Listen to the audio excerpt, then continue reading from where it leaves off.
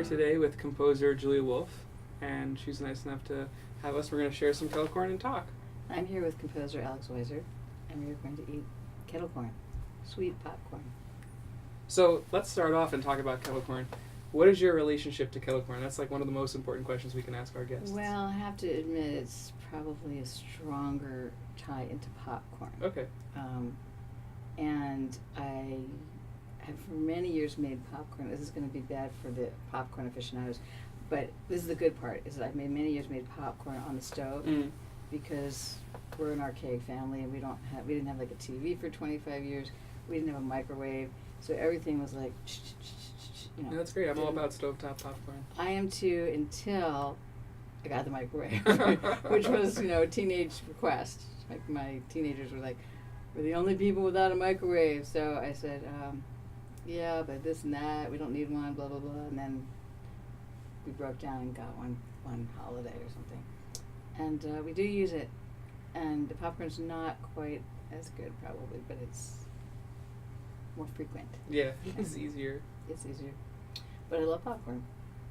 So the idea of kettle corn new music is to present concerts of really high quality in a sort of laid back environment, sort of trying to capture some of the dorm room music sharing experiences we had at college. And I know you've done a lot of different things with Bang on a Can, different ways of presenting music in different contexts. And I was wondering if you could speak a moment about some of your fond memories of music outside of traditional concerts in different contexts. Well, in a certain sense, almost every concert, most concerts I go to aren't traditional. So already I think it's outside the box of what most people would think of as a traditional concert. But that said, I think it's just, great when you break the formality, break the mold. You can do that in so many different ways. I mean, I think the most essential way is the way the musicians play the music. It could be anywhere. It could be in a big fancy stage. It could be in a garage, whatever. But if someone's playing the music and they've got this kind of body energy and, they let their body speak the music naturally, not like in a kind of forced way, but you're going to feel it in your body. So already it's a whole different thing. But so it's definitely one of Bang on a Can's first goals, to break with formality, to put everything in a different context, put it in an art gallery, kind of crazy experimental art gallery, as opposed to American Concert Hall. Now, American Concert Hall is kind of flipped over on its head, and it's a very cool and fun, very alive place. But at the time, most of the more serious music happened there, and so we thought, okay, rather than going to those spaces, we're just going to go down and have conversation with people who have art galleries or have weird loft spaces, and like break down the formality of it. Yeah, I think we needed to do that, at least in the beginning, to change the paradigm and open the vision. And we served beer, not popcorn, but beer, and people could come and go. And just the marathon format also, I think, allows for you're not sort of captive for 2 hours, which can be a great experience, but again, it can come and go. You can hear a piece, you can hear 3 pieces, whatever you want, and go out in the lobby and talk about what you just heard with somebody.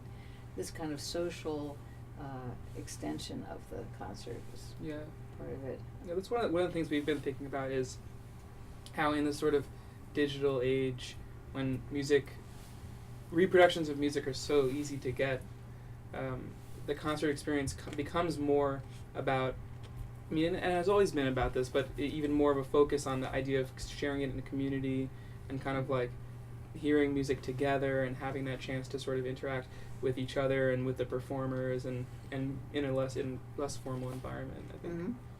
And people are still going. So maybe you should talk now about the piece that you have on our upcoming concert, Ming Stoll. Sure. So Ming Stoll is going to be played by Todd Reynolds and Vicky Chow. Mm-hmm. Can't imagine a better team. They're amazing. And so that's really fun because I'm really curious to hear the piece laid on them. Actually, Todd played the piece years ago with a wonderful pianist, with Steve Gosselin. So he's got the muscle memory, so it'd be fun bringing it back. It has a sort of campy feel to it. It's very trusty with a kind of flair and groove to it. So, which in a way that I guess a Ming Stole's like that too. I mean, Mhm.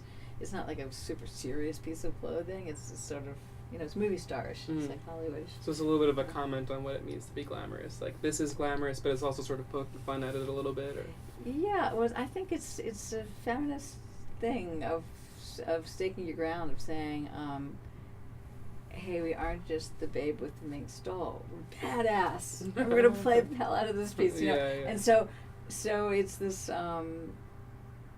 And at the same time, it's kind of a love of glamour. 'Cause, I love glamour is great. It's not like we all have to be like get on our hiking boots and look like guys, So it's somewhere in between. It's playing with the image, but it's also staking out new territory. Not necessarily new territory, because all those great women in the '60s did all that. But building on that, just saying we're glamorous and powerful in our brilliant playing. So, Julie, it's been so great talking to you. Thank you so much for having us. Alex, always a pleasure. It's really good. I like the subtly sweet thing. Good. Thank you. Yeah, I try.